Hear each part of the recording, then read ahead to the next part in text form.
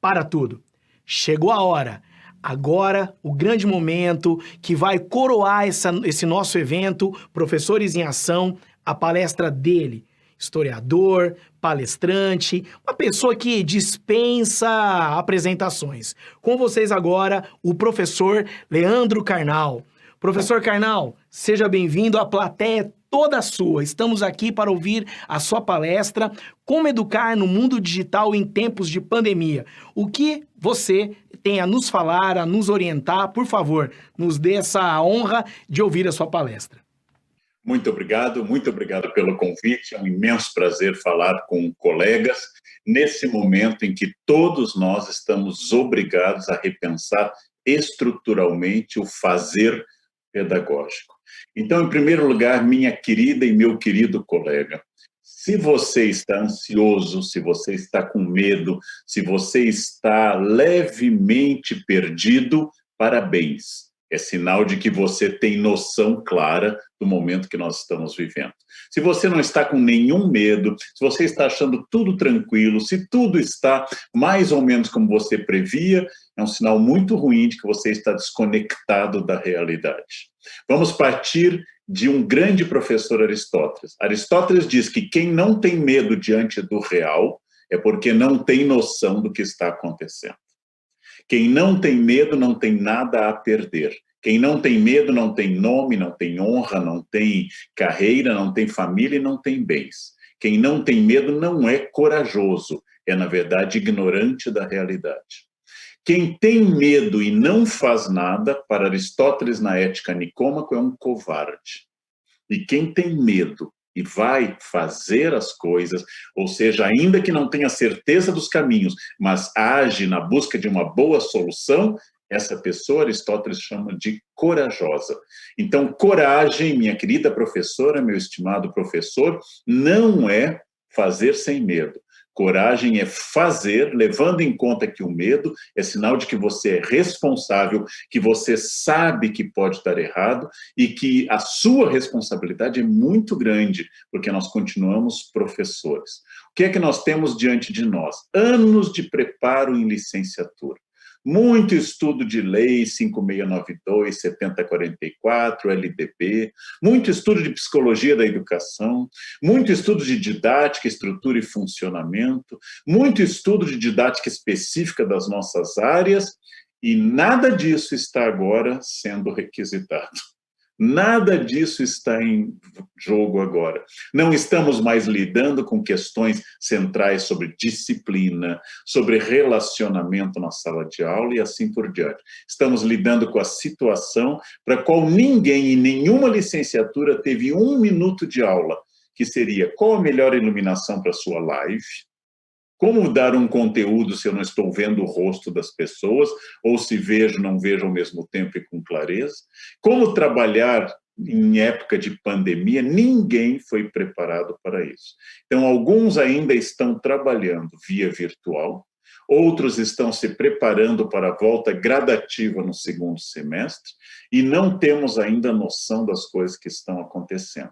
Então, eu queria fazer primeiro uma distinção para pensarmos juntos como trabalhadores da educação. Em primeiro lugar, se eu levar em conta apenas o aspecto do conhecimento, apenas o aspecto quantitativo do saber, exclusivamente os conceitos específicos da minha área e da minha disciplina, esse é um ano atípico e com problemas. O ano de 2020 não é o melhor ano para eu pensar, por exemplo, na capacidade do meu aluno identificar conteúdos em sequência e ter acompanhado um desenvolvimento em cada área, em cada fonte de conhecimento.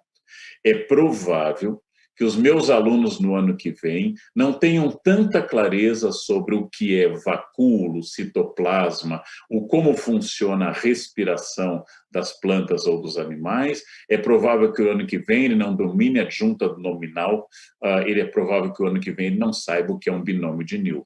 Em outras palavras, do ponto de vista do conhecimento formal, do ponto de vista do saber específico, esse é um ano atípico e problemático. Mas vamos ser sinceros. O que a senhora ou o senhor, o que cada um de nós, professores, lembramos do que estudamos no ensino fundamental ou médio, para os mais jovens, primeiro e segundo graus para aqueles que têm mais idade, primário, ginásio, clássico e científico para aqueles bem mais experientes. Se não é a sua área, se a sua área é português, o que o senhor ou a senhora lembram de binômio de Newton? Se a sua área é matemática, como identificaria uma oração reduzida de gerúndio? Ora, na sua época e na minha não houve pandemia, não houve interrupção de estudos, e o senhor e a senhora não lembram mais desse conteúdo. Logo, nós temos que pensar se o centro da escola, apesar da cobrança dos pais, do estímulo das coordenações e da pressão do vestibular, se o centro da escola é, de fato, o conteúdo. Mais do que nunca, eu estou convencido hoje que tudo aquilo que nós ensinamos como conteúdo será profundamente questionado em 10, 20 ou 30 anos, o prazo que nossos alunos serão adultos, estarão no mercado de trabalho e submetidos a um admirável mundo novo, para usar a expressão do Aldous Huxley, retirada de Shakespeare. Eu estou convencido que em 30 anos, mais da metade das profissões que agora estão muito demandadas terão sido transformadas ou extintas. Em 30 anos, os nossos alunos enfrentarão um mundo completamente diferente. Completamente diferente. Estarão em um mundo absolutamente distinto desse, onde talvez aqueles conteúdos formais pelos quais eu tanto me esforcei e fiz provas e avaliei e registrei no diário e preparei as aulas e desenhei no quadro ou usei o data show, esses conteúdos que guiaram a minha função pedagógica, esses conteúdos talvez estejam ultrapassados ou pelo menos não tenham mais validade para o uso imediato. Nesse caso, eu preciso refletir se não é hora de eu pensar que, além do conteúdo em si, que além do objeto claro do conteúdo, eu tenho que supor algo muito importante, que seja a atitude. Eu vou tomar um colega historiador, Yuval Harari, que fez nos seus 3 livros que estão amplamente difundidos, Sapiens, Homo Deus e 21 lições para o século XXI, Yuval Harari nos fala muito que esses saberes repetitivos, esses saberes que não implicam conhecimento dedutivo, lógico ou relacional, esses saberes de simples identificação serão cada vez mais delegados, mandados, instituídos para a inteligência artificial, IA, e para simplesmente robôs. Essa é uma realidade que já está acontecendo. Muitas ligações telefônicas, muitos procedimentos de busca já são orientados por inteligência artificial. E agora eu vou dar um salto a mais. Nos próximos 20 anos, a inteligência artificial vai fazer tudo aquilo que hoje está nas mãos de humanos quando se trata da repetição. O que vai caber aos seres humanos cada vez mais? Capacidade de criação, a sensibilidade estética, e as decisões éticas. Essas ainda estão longe da máquina. A capacidade de criar, a capacidade de inventar, a capacidade de deduzir, de dar respostas fora da simples relação de causa e efeito, da simples causalidade. Ou seja, o futuro vai demandar gente criativa, autônoma, protagonista e capaz de refletir sobre ética e sobre coisas que não têm uma resposta clara. O futuro pertence ao ser humano completo, humanístico, no sentido de considerar os valores humanos e capaz de, se aproveitando do que o computador lhe der como dado, tomar decisões complicadas, dedutivas, lógicas, além daquelas óbvias, imediatas que o computador possa dar.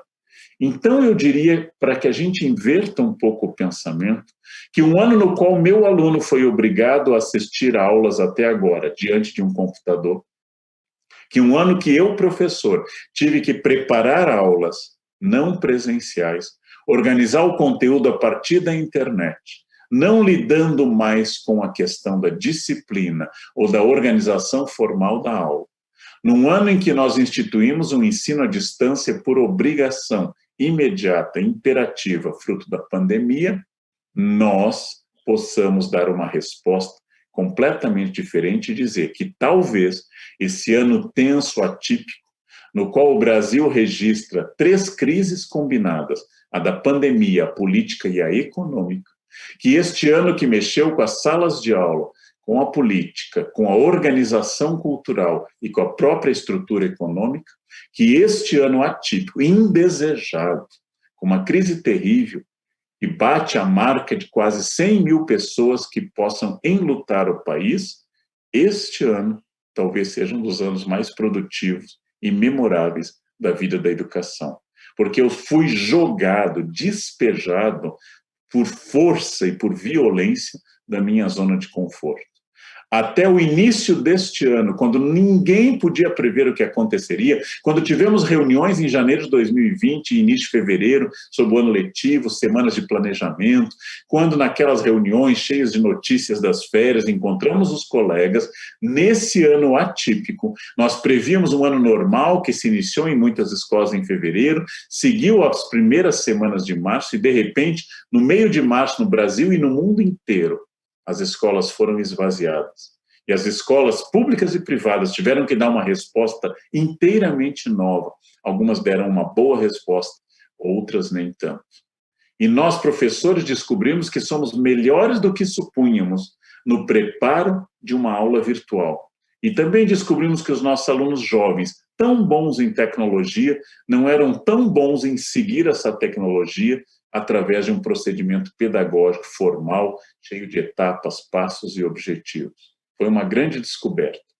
Então, se eu considerar que o grande desafio é oferecer ao aluno a capacidade de criar, reinventar-se, deduzir coisas úteis a partir de uma crise, se eu deduzir que eu, professor, sou obrigado como profissional a acompanhar o que tenha de mais moderno, de mais avançado na onda da renovação. Se eu, professor, não estou aqui como um computador despejando dados, não estou aqui pensando o que é bom ou ruim sobre conteúdos específicos de conhecimento, mas sobre como lidar com esses conceitos, onde buscar fontes seguras de informação e como separar verdade e fake news, se eu, professor, estou nesse caminho, eu, professor, necessariamente devo considerar este ano tenso, com estresse e com desafios, como o início de uma revolução que pode nos favorecer no futuro. De que forma? Ainda o professor é essencial. Ainda o professor é aquele que vai continuar sendo o que prepara o conteúdo, seleciona e no imenso universo da internet diz: este site é confiável, esses dados são bons, esse é pura porcaria, já que a internet democratizou em parte o acesso à rede mundial, mas também imbecilizou a relação com o conhecimento. De forma que gente sem nenhuma formação, com nenhum preparo, não tendo feito nenhum curso e não tendo nenhum aparato crítico, se põe a falar incessantemente em vídeos, em textos e a publicar. Ao lado das fake news maliciosas e de intenção destrutiva, existe a simples e pura e antiga incompetência. Existia antes, sempre existiu. Sempre houve péssimos livros e péssimas pessoas, péssimos professores. A internet apenas possibilitou que, ao lado dos permanentes péssimos professores que há em todas as funções profissionais, há péssimos médicos, há péssimos motoristas, a internet democratizou e hoje todos têm acesso, se quiserem, todos têm acesso e postam conteúdo.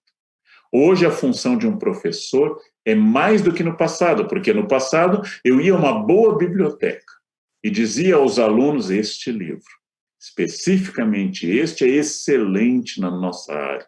Este vai ter informações atualizadas, críticas, e a leitura dele vai fazer vocês avançarem no caminho da verdade e da ciência. Hoje, eu tenho que levar o aluno para uma biblioteca muito mais complexa, para uma selva muito mais desafiadora, que é exatamente a rede mundial. E vou dizer em meio não a milhares de livros, mas a centenas de milhões de sites e informações, aqui está um bom especialista. Este é um bom caminho. E como você, aluno, vai poder distinguir, por exemplo, de um site ruim, de um site bom, de uma informação boa de uma ruim. Se o aluno for levado a pesquisar com senso crítico, com habilidade e capacidade de discernimento, eu terei ensinado ao aluno uma coisa mais importante do que as diversas fases do romantismo brasileiro. Eu sou um grande venerador de conteúdo, considero fundamental na minha área que os alunos dominem, por exemplo, como se constitui o latifúndio de cana-de-açúcar escravocrata que definiu a vocação colonial do Brasil. Acho importante que ele estude as características do tráfico e assim por diante. Acho fundamental que ele estude as características do período colonial. Sempre fui um professor que viu no conteúdo muito sentido. Porém, eu quero chamar a atenção de todos que, como eu, passaram grande parte da existência dando conteúdo, que nós temos que promover uma ruptura, eu vou usar uma palavra difícil agora, uma palavra da nossa área de conhecimento, uma ruptura epistemológica. O que é episteme? É a maneira de eu acessar e validar o conhecimento. A episteme trata do conhecimento e suas técnicas de validação. O desafio é epistemológico. Como eu acesso o conhecimento em matemática, em artes, em português, em história, em geografia, etc.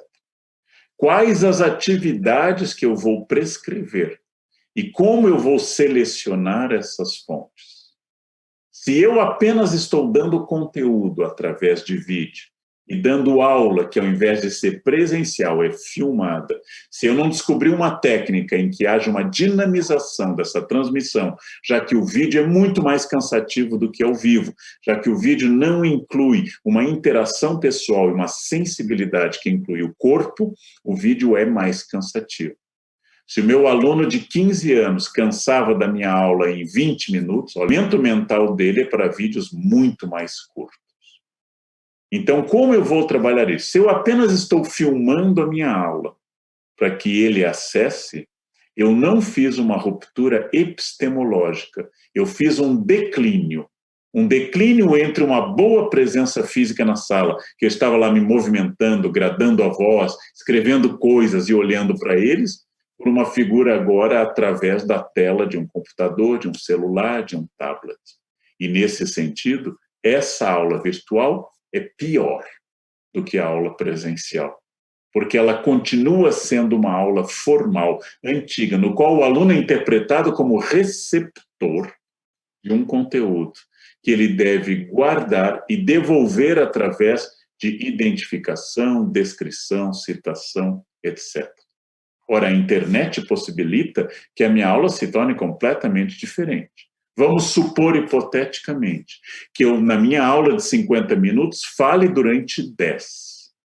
Indique que ele acesse uma imagem durante 5. Peça para ele se pronunciar sobre essa imagem e tente, através de um texto, correlacionar esse texto com aquela imagem. E, a partir dessa correlação, que ele possa procurar sites que confirmem ou desmintam essa correlação. E depois possa decidir quais sites problematizam ou não problematizam isso. Eu comecei, apenas com um exemplo inicial e até comum, eu comecei a pensar em uma revolução na maneira de dar aula, validar o conhecimento e até de avaliação.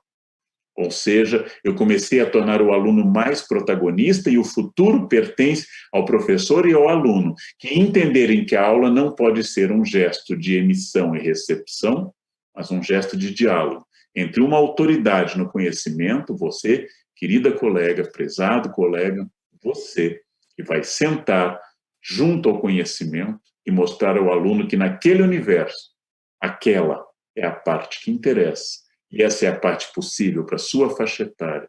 E esse é o método que vai garantir seu interesse e depois a sua compreensão cognitiva e, por fim, a avaliação. Quase todo o nosso ensino era avaliado pela cognição. Quase todo o nosso ensino era avaliado pela capacidade de reter partes específicas de um saber. E essas partes eram direcionadas através de verbos elementares na chamada taxonomia. Olha, a segunda palavra difícil do dia, aquela tabela de verbos de avaliação, especialmente todos nós que conhecemos a famosa taxonomia de Bloom, que fala em identificação, relação, descrição, análise, aplicação, crítica, etc. Em geral, as pessoas eram muito demandadas pela parte da memória, pela parte inicial, e tinham pouco trabalho para fazer da prova uma prova operatória, para fazer da avaliação uma avaliação que fosse um dia de ensino e não um dia tenso de punição, ou apenas de aferência, ou seja, de verificar com a régua quantos metros ou centímetros de conhecimento restou de todo o meu esforço. Agora, se eu estou pensando, para mostrar uma dúvida que para mim veio há anos, o ano passado se tornou mais forte. Se eu estou pensando, mas como é que eu vou fazer a avaliação se ele está em casa? É sinal de que, de alguma forma, eu, Leandro, ainda estou preso à parte cognitiva de identificação.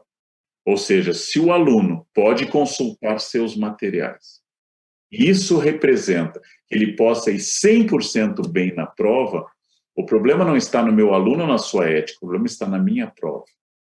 O ano passado eu havia decidido, após 36 anos de magistério, eu decidi no meu 37º ano de magistério, que foi o ano passado, que as minhas provas seriam sem consulta.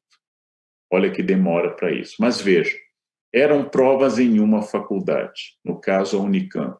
Eram provas dentro de uma área específica profissional. Eu não digo que isso deva ser para todo mundo. Memória como organização também é um fator importante, especialmente nas etapas iniciais do ensino. Mas à medida que eu cresço e me dirijo para as etapas finais do ensino fundamental, especificamente 8º e 9º anos, ou para o ensino médio, mas acima de tudo para a faculdade, nesse campo, eu tenho que começar a me desprender do fetiche da memória. Porque a memória hoje, gente, está contida em memórias auxiliares. Se eu pegar aquilo que todos vocês têm, simplesmente um aparelho que está aqui na minha mão, ele funciona como um HD externo, ou seja, ele funciona como uma fonte de memória. Então, vamos refletir para que vocês possam tomar posição, não para que vocês concordem ou discordem de mim, isso é irrelevante, mas que tomem posição e pensem sobre a questão.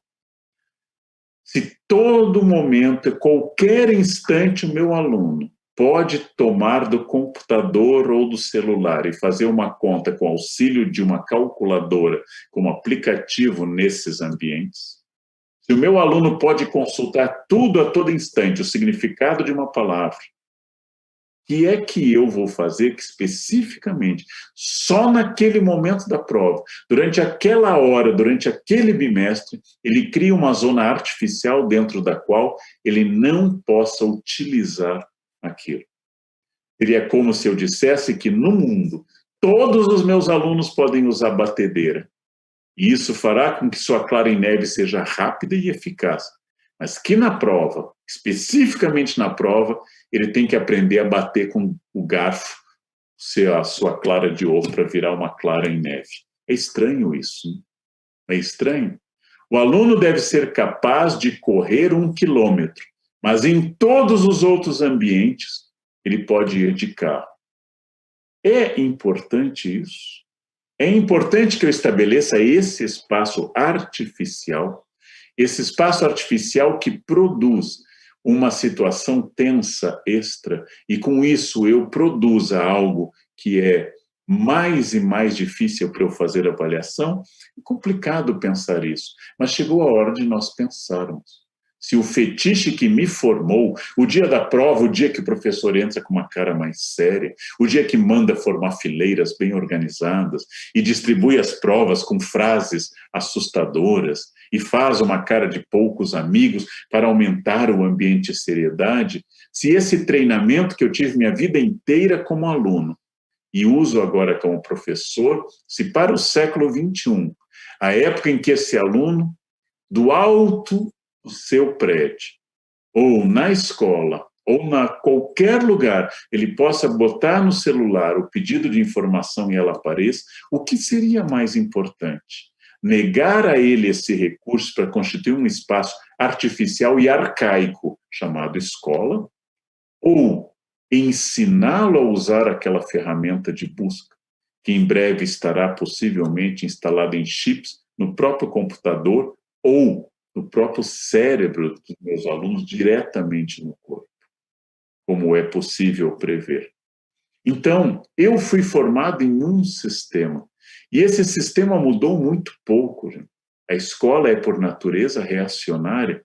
O ambiente da sala de aula, por mais moderno que ele seja, por mais que a lousa seja eletrônica e cada aluno tenha seu tablet, o ambiente da sala de aula continua sendo muito parecido com aquele molde que a Prússia e a França deram à educação europeia e ocidental que nós herdamos. Muita disciplina via Prússia, muito conteúdo via França. E os alunos recebendo, e devolvendo. Fazendo o vestibular uma prova gigantesca de retenção de conteúdos, no qual ele dê conta de toda a tradição ocidental de cultura e demonstra em 2 ou 3 dias que ele é capaz de fazer um curso superior porque ele teve uma retenção de memória extraordinária. Ora, eu volto a insistir, esse modelo que nos formou e dentro do qual eu sempre me senti confortável, esse é o modelo que eu sei como acontece, que eu gosto como acontece, que é bom, que não é problemático, que eu tenho aquelas oscilações difíceis de disciplina, etc., mas esse é o modelo dentro do qual eu nado de braçada. E agora, esse é o modelo para a gente chegar à metade do século XXI? Esse é o modelo que me formou, mas ele terá validade daqui para frente?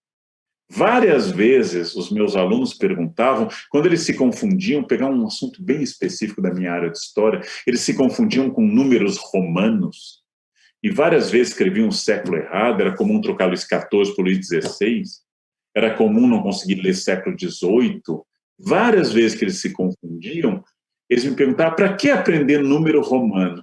Eu fui pensando assim, bem, para que aprender número romano? Na minha geração se dizia, porque as horas do relógio estão em números romanos, porque os séculos estão em números romanos, ou seja, formavam um círculo vicioso, como se fosse uma serpente comendo sua própria cauda, em que o aluno teria que aprender o número romano, porque alguém tinha aprendido no passado e produzido os séculos em número romano. E por que não colocar os séculos em número arábico? Muito mais como só para criar um ponto de dificuldade, só para criar um ponto de obstáculo para eles? Tem sentido eu usar número romano? Eu fui criado dentro deles, eu domino esse conteúdo, mas isso é suficiente para um aluno que não é historiador? Ele se torna, então, dominador desse conteúdo? De novo, o que eu quero falar não é do que a gente deve deixar de lado ou aplicar, mas se muito daquilo que nós ensinamos não está justificado pelo fato de que eu também aprendi. E quando eu insisto que o aluno aprenda um tipo de texto, eu não estou preparando o meu aluno para o tipo de texto que ele mais usa, que é de um sistema de mensagens pelo WhatsApp, pelo uso de emojis e mensagens. E eu quero que ele sempre faça um texto que seja oposto a esse. Na minha cabeça, que não sou da área de expressão e redação, um aluno deveria ser capaz, com tanta habilidade, de fazer uma redação como um ofício, quanto uma mensagem boa de WhatsApp através de emojis adequados. Tudo isso que eu estou fazendo é para questionar se essa ênfase obsessiva no nosso conteúdo e naquilo que nos formou ainda tem sentido. Se a grande questão que está em jogo, alguns acham que ela é técnica. Meus alunos dominam mais técnica do que eu, óbvio, são jovens. Mas a grande questão é que ele não precisa de um outro jovem, de um outro aluno que domine ainda mais técnica. Ele precisa de alguém que faça o que nenhum colega dele faz, independente de quanto domine a técnica e a navegação. Nenhum colega dele tem o equilíbrio de um adulto formado em uma área para dizer o que é válido e o que não é válido. Então, quando se trata de uma crise como a que nós enfrentamos em 2020, eu recomendaria 3 atitudes a serem evitadas. Em qualquer crise, pode ser o naufrágio de um navio, um incêndio ou a nossa crise escolar de 2020. Primeira atitude, evitar o negacionismo. Não é uma crise, isso vai passar, é só uma gripezinha. Não, evitem o negacionismo, porque a crise está aí. Quem a negar será sufocado por ela. Existe uma crise econômica, uma política, existe uma crise sanitária. Pronto. Segunda atitude é evitar a histeria. As pessoas que correm para lá e para cá dizendo que é o fim do mundo, que não tem jeito, que as coisas vão terminar e assim por diante. A terceira atitude, muito comum no magistério, é o saudosismo. No meu tempo não era assim. No meu tempo a gente sabia quem era o professor. No meu tempo as coisas funcionavam. Bem, o seu tempo, meu caro colega, minha cara colega, passou. O tempo é agora, 2020, segundo semestre. E é nesse tempo que eu atuo, e pior, nesse tempo de 2020, eu estou preparando alunos para 2050. Eu não estou preparando alunos para o final deste ano. Todo professor é um semeador, ou como diz meu colega falecido Rubem Alves, plantamos carvalhos, não eucaliptos, não vamos ver crescer. Mas é importante que eu saiba que minha obra dura muitos anos, que ninguém sabe até onde vai a influência de um professor, mas ela é enorme. Toda aula, de alguma forma, toca na eternidade. E se eu estou preparando alguém para daqui a 10, 20, 30, 40 anos, eu não posso estar fixado que aquele conteúdo que hoje tem relevância para mim, ou aquela técnica que hoje tem relevância para mim, seja o meu objeto. O conteúdo não é o meu objeto. Meu objeto é a formação do meu aluno. Meu objeto é dotar o cérebro do meu aluno de ferramentas úteis e críticas que ele possa adaptar a situações que eu nem consigo imaginar hoje. Eu vou dar um exemplo sempre para tentar ficar mais claro, porque pode ser que eu não tenha sido feliz no meu processo de raciocínio.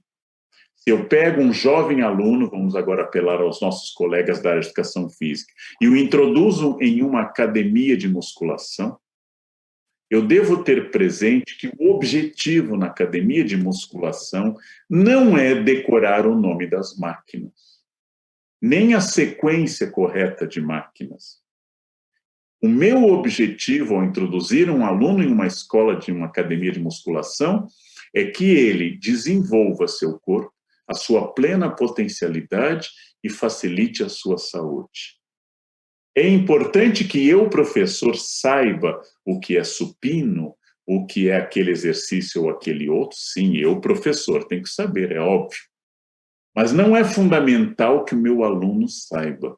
E mesmo que ele esqueça o nome de todas as máquinas que ele passou na academia, e o valor de todos os pesos, e quanto pesa cada barra, cada anilha, cada halter, mesmo que ele esqueça tudo isso, o corpo dele registrará o efeito positivo do uso daqueles aparelhos.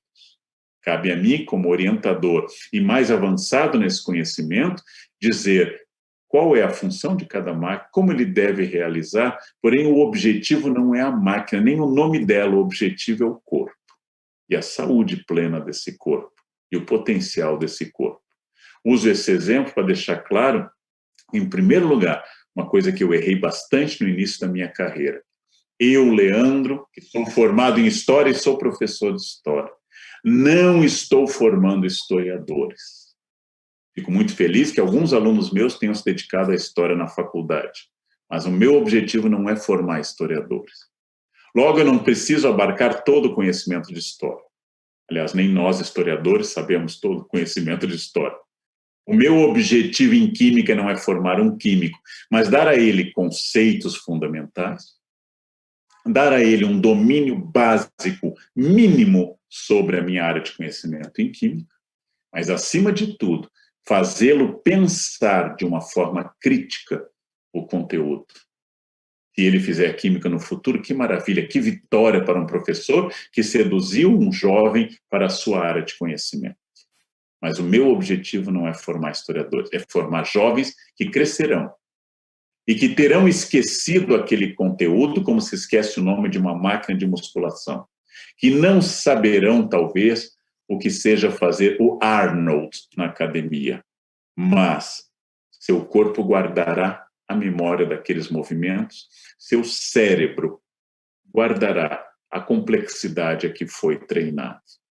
Mas a escola ainda acha que o importante é guardar o nome das máquinas, a sequência, os valores, e tudo isso sem consulta. Logo, eu, professor, não posso me comportar como como se fosse um aluno mais velho. Eu escrevi isso uma vez e quero insistir. Eu não sou um aluno mais velho. O que é um aluno mais velho? Aquele que, tendo aprendido anteontem, ri da dificuldade do aluno que entrou hoje e não sabe. Aquele que nada sabendo daquela área, se adiantou um pouco e olha para aquele que agora entrou e acha que é uma pessoa despreparada. E o professor tem que ter a paciência de quem não é um aluno mais velho, mas é um mestre. Alguém que orienta, que sabe o conteúdo, obviamente, mas que, acima de tudo, sabe distinguir no conteúdo o que é relevante para alguém de 14 anos ou de 12 anos. E o que deve ser guardado. E quais os procedimentos mentais. E quais as atitudes críticas que vão tornar aquela pessoa uma pessoa melhor e não alguém que decorou, por exemplo, que vem a ser a Bill Aberdeen no século XIX, na minha área de história. Então, é muito importante, gente, que eu reflita não apenas sobre o desafio de viver um ano atípico, um ano dentro do qual o conhecimento, a sala de aula, a escola como negócio, inclusive, foi questionado. E querem saber uma coisa incômoda? Vou dizer um segredo entre nós. Onde os pais mais sentiram falta da escola, não foi no conteúdo. Não foi em nenhum desses lugares que a gente supõe. A escola fez mais falta para muitos pais, não para todos, como creche, como lugar que recebe os alunos, eles ficam lá e os pais podem trabalhar ou ficar à vontade. Os pais ansiaram pela volta às aulas, mas não foi porque viram nos seus filhos uma deficiência cognitiva, mas porque, enfim, os filhos voltarão à escola e a casa ficará, enfim, livre. Porque não é fácil fazer homeschooling, não é fácil. Não é fácil educar em casa. Não foi fácil para os pais administrarem, muitas vezes, home office, mais homeschooling, mais todas as tensões de uma epidemia que na classe média, às vezes, significou também a dispensa da funcionária da limpeza ou da cozinha. Então, foi uma novidade para todos, e todos estão muito sensíveis. Mas é curioso, que onde a escola mais funcionou na cabeça de muita gente foi como creche de gente com 15 anos, 16 ou 18 anos. Creche sofisticada, em que as pessoas iam para lá e trabalhavam. Bem, eu quero então que todos nós possamos, como profissionais da educação, aproveitar o máximo dessa lição. Eu falei de 3 atitudes negativas que nós deveríamos evitar em todas as crises, vou retomá-las.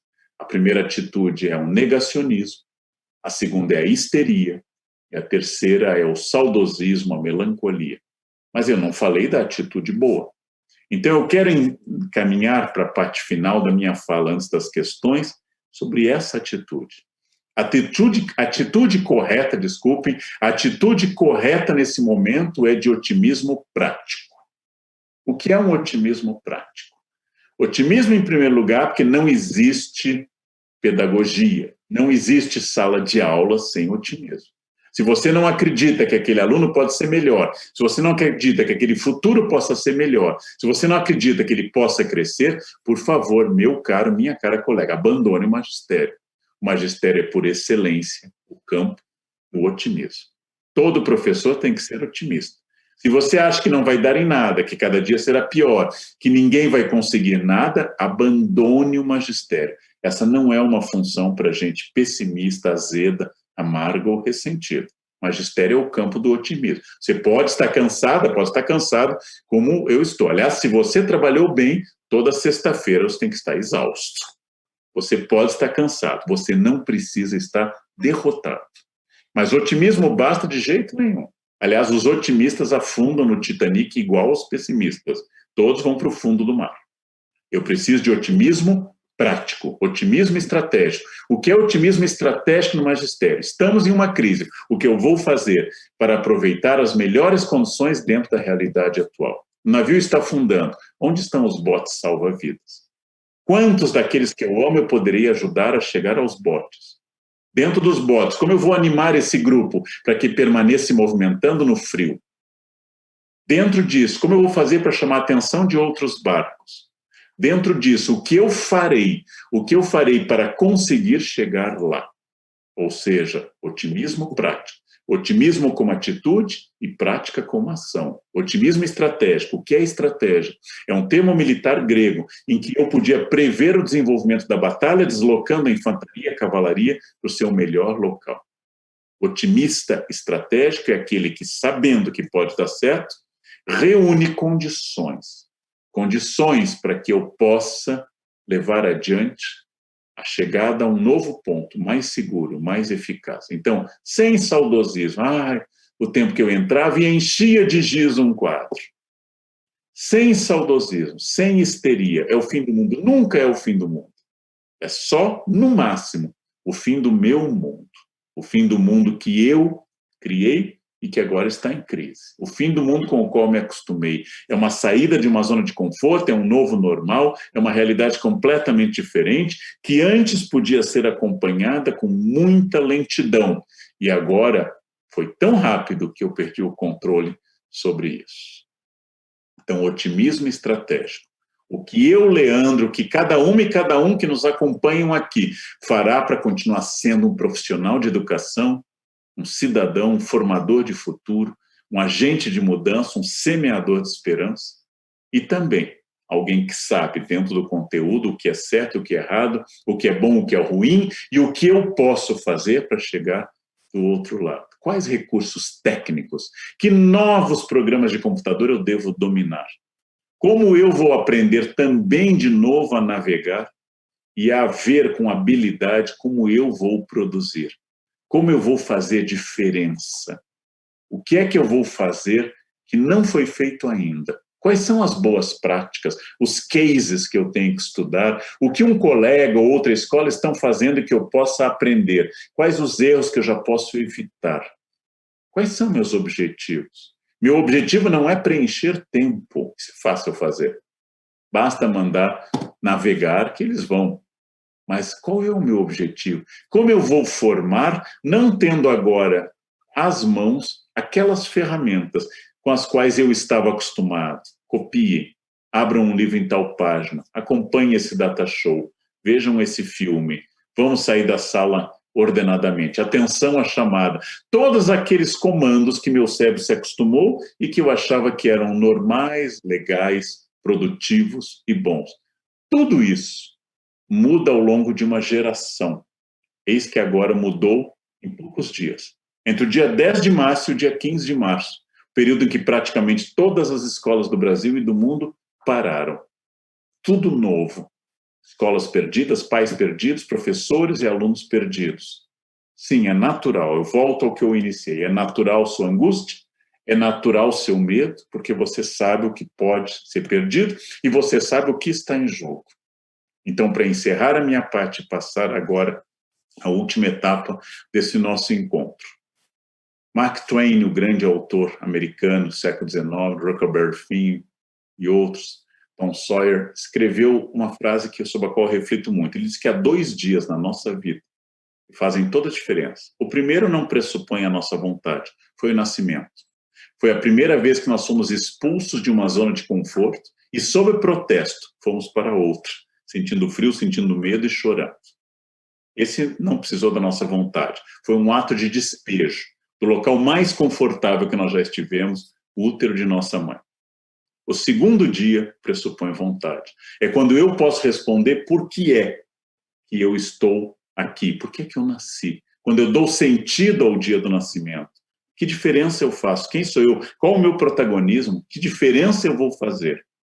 Esse é o dia em que eu me torno, de fato, uma pessoa adulta. E no nosso caso, na nossa função, este é o dia que eu me torno um professor. Quando eu digo em meio ao caos, à crise e ao problema, eu faço diferença, eu sou fundamental, eu não sou inofensivo, eu sou um professor, eu sou uma professora e eu vou fazer diferença.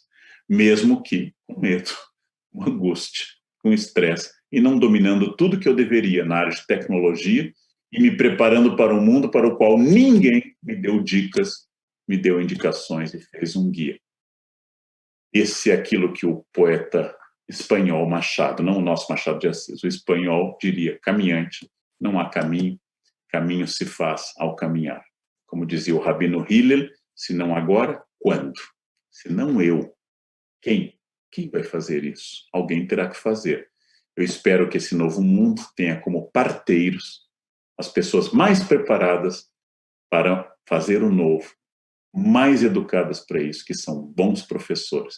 Eu espero que a gente consiga dar essa resposta, porque se nós não dermos, quem dará serão YouTubers interessados, generalistas e franco-atiradores jogando fake news sobre os nossos alunos. Eu prefiro que sejamos nós, os professores e as professoras desse país. Eu tenho muita confiança e muito medo, e vamos seguindo. Passamos, então, agora que chegamos ao nosso momento de mudança, e agradeço muito a atenção de vocês, e passamos agora às dúvidas e às perguntas e os questionamentos. Muito obrigado. Professor Karnal, nós é que agradecemos. Passou, como tudo que é bom, passa muito rápido. Foi muito bom, trouxe muita luz sobre muitas coisas que nos afligem enquanto educadores. O senhor falou dessa posição de destaque da educação, do professor, que ainda nos cabe.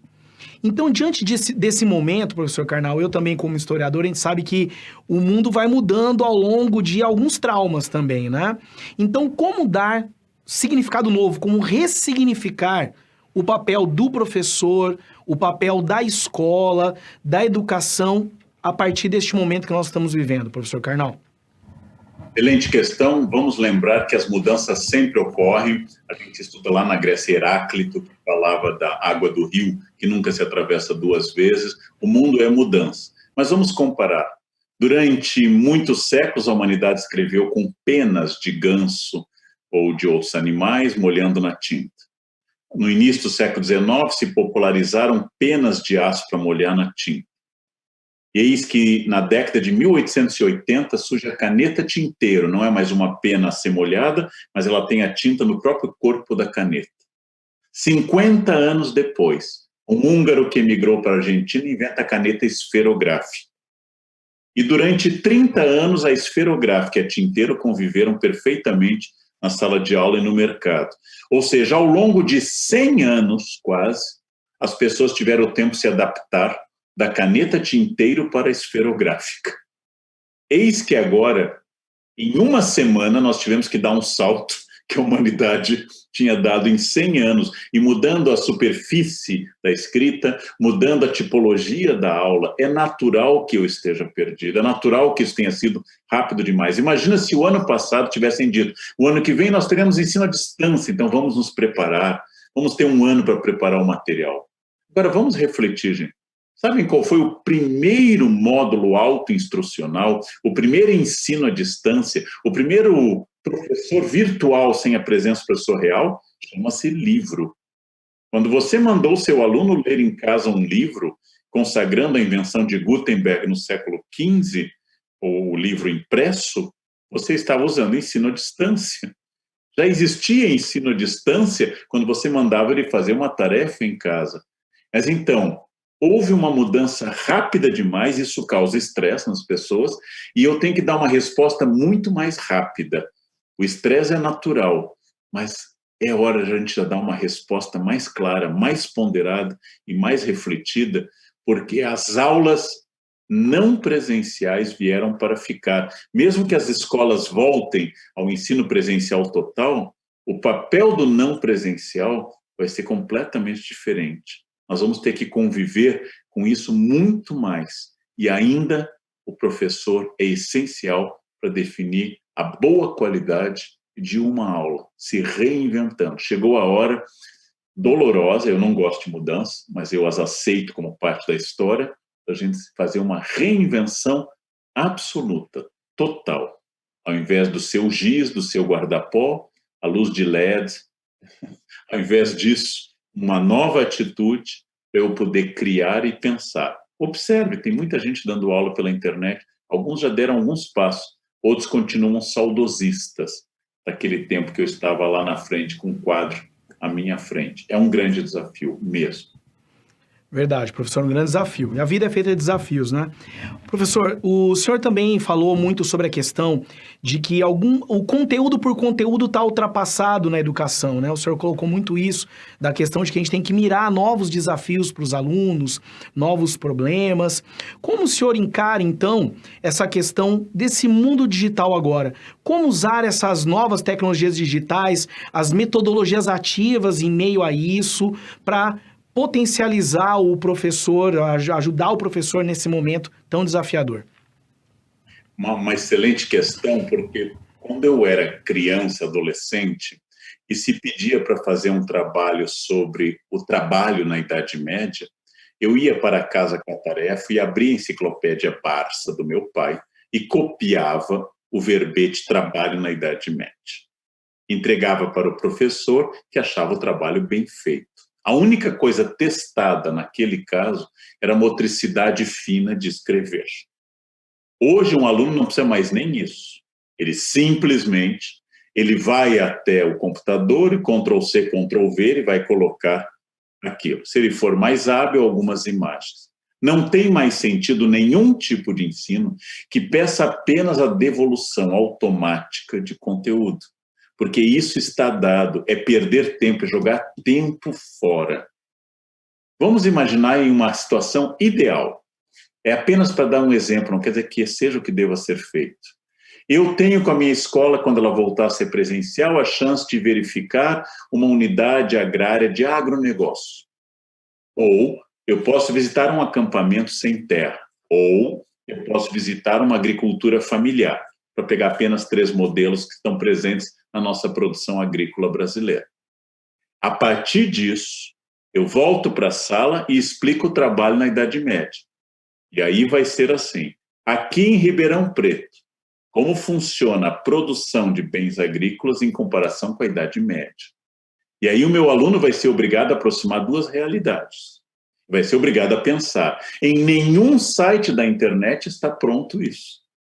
Principalmente se eu acrescentar, naquele dia que nós fomos à fazenda Nova Esperança e vimos que através do fulano que nos levou lá isso, em comparação às características medievais, corveia, talha, banalidades, manso senhorial, etc., como eu comparo as 2 produções? Se eu tenho alunos mais jovens, se eu tenho alunos mais próximos das primeira ou da segunda infância, eu posso fazer coisas mais lúdicas, né? Entreviste um trabalhador medieval, ou faça um trabalhador medieval hipotético entrevistar um trabalhador do agronegócio, ambos comparando a realidade de cada um. Ora, isso vai exercitar a imaginação, a capacidade criativa e o lúdico. Nós sabemos, não precisaria ler Piaget, que o lúdico é a grande questão para eu fazer que um aluno fique 5 horas jogando Fortnite, mas não siga 5 minutos da minha aula. Ou seja, qual é a diferença disso? É o lúdico. E o lúdico é a chave disso. Atraem-se mais moscas com mel do que com vinagre, velho ditado do Romano Lucrécio. Eu preciso, então, pensar uma educação que não seja devolução, que seja criativa, que seja inventiva, que surpreenda os alunos, pelo menos algumas vezes, porque eu sei, se eu dou 30 aulas por semana, eu não posso fazer cada aula um show, eu não tenho força física, eu não tenho capacidade de fazer isso todos os dias, 6, 7, 8, 10 aulas por dia, não tem como, mas algumas aulas devem ser surpreendentes. Eu não posso, de novo, depois dessa pandemia mundial, chegar aos alunos, olhar para eles e dizer, abram o livro, a página 36 e vamos ler. É muito cansativo. É um contrassenso, é uma perda de tempo. Professor, para encerrar, fazer uma última pergunta para o senhor, numa área que eu sei que o senhor gosta bastante de falar, de estudar. Nós esperamos que, depois de tudo isso, possamos renascer com uma sociedade melhor, não é, professor? E, diante disso, qual o senhor acredita que será o papel da ética nesse novo mundo, no mundo pós-pandemia? Vejam, o que muda bastante é a técnica. Muda bastante o tipo de conformação social. Mas eu quero chamar a atenção que os valores mudam um pouco menos. Vamos dar um exemplo. Em 1950, se alguém roubasse de uma empresa ou de uma escola, rasuraria o livro caixa. Em 2020, vai alterar a planilha Excel, mas continua sendo ladrão. Então, eu tenho que chamar a atenção que a técnica mudou completamente, mas o valor ético de ladrão ou não continua sendo. Quem era preconceituoso em 1990 continua sendo em 2020. É claro, em 1990 havia mais tolerância sobre algumas questões, mas se hoje eu sou mais sensível sobre misoginia, racismo, homofobia, etc., continua sendo por um valor ético. A Escola do Futuro desenvolve a ética da diversidade. E por quê? Porque é legal? Sim, é legal. É legal no sentido de estar na lei e é legal no sentido de me tornar uma pessoa melhor. Mas porque o mundo é diverso. E se meu aluno for preconceituoso, ele verá menos desse mundo, ele estará menos preparado. A ética não é mais um desejo de filósofos. A ética é um imperativo da vida em um mundo onde eu terei que conviver com diversas nacionalidades, gêneros distintos, identidades étnicas variadas. Se eu não preparar meu aluno eticamente para a convivência com a diversidade, ele não estará adaptado ao futuro, porque ele não vai morar em uma ilha onde só há gente branca ou negra, onde só há chineses ou brasileiros. Ele vai viver em um mundo cada vez mais globalizado, em uma internet que põe em contato todo mundo a todo instante com valores diversos. Educá-los para a diversidade. E isso é um imperativo da ética. Por isso, a escola precisa interpretar que a ética não é mais um conteúdo de filosofia ou um desejo de uma pessoa honesta. A ética é a condição para você existir no mundo do futuro. Eu não sei exatamente se o mundo pós-pandemia será melhor ou pior.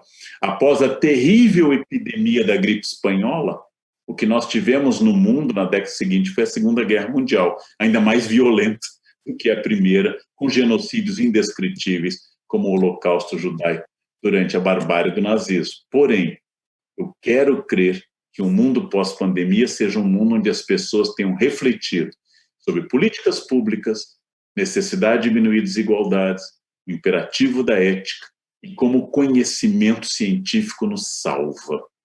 Só o conhecimento científico, alicerçado em boa ética, pode nos salvar. É isso que essa epidemia deveria ter demonstrado, que todas as pessoas que eram anti-ciência estão morrendo de Covid. E a esperança que nós temos é da ciência, que vai testar vacinas e medidas concretas para eliminar o obscurantismo, o atraso e a violação ética. Então, isso eu tenho esperança. Para que isso aconteça, precisamos de bons professores e de boas professoras. Professor Leandro Carnal, eu quero imensamente agradecê-lo em nome de todo esse público que está aqui vendo o senhor neste momento, agradecer em nome da Conexia a ter se disponibilizado a compartilhar um pouco do seu conhecimento conosco. Gostaria de deixar, então, esse último minuto, se o senhor quiser deixar uma mensagem final para encerrarmos o nosso evento. Agradeço a sua condução, agradeço a Conexia e quero lembrar a frase de um educador que ainda é o padroeiro da educação brasileira, Gilberto Freire. Todo professor é marcante, inclusive o incompetente. Para a gente refletir. Nós sempre marcamos nossos alunos, inclusive quando não fazemos nosso trabalho, mas eu tenho certeza que cada uma e cada um que está aqui acompanhando isso é porque, como eu, erra, mas quer fazer um excelente trabalho. Todo professor é marcante. Vamos experimentar se a gente consegue, é o meu grande desafio, com 38 anos de magistério, marcar para sempre de forma positiva os meus alunos. Esse é o meu grande desejo, de ser esse plantador de carvalhos de um futuro melhor do que aquele que nós vivemos hoje. Muito obrigado a todas e a todos que nos acompanharam.